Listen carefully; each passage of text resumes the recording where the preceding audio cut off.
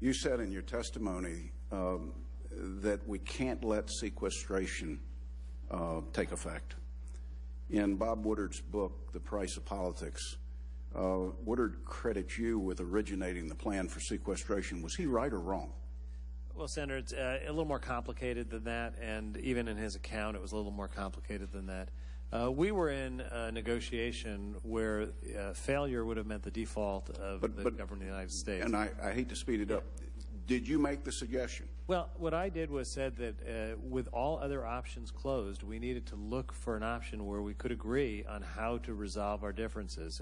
And we went back to the 1984 plan that Senator Graham and Senator Rudman worked on and said that that would be a basis for having a consequence that would be so unacceptable to everyone that we'd be able to get action. So is it unfair that the President says the blame is on House Republicans? Well, I think that they originated. It's what he said. Senator, the demand for an enforcement mechanism was not something that the administration was pushing at that moment. Our preferred outcome would have been to have there be something on taxes and something on spending.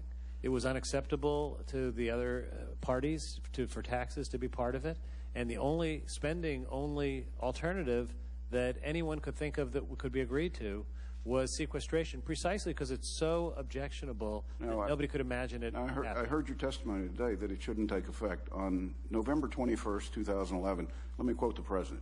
Already some in Congress are trying to undo these automatic spending cuts. My message is simple. No, I'll veto any effort to get rid of these automatic spending cuts to domestic and defense spending. There will be no easy off-ramps on this one. What's changed? Well, the rest of what he said was Congress should work on putting in place policies that make sense to get our fiscal house in order. That is consistent with what he said last night. It's consistent with what I believe.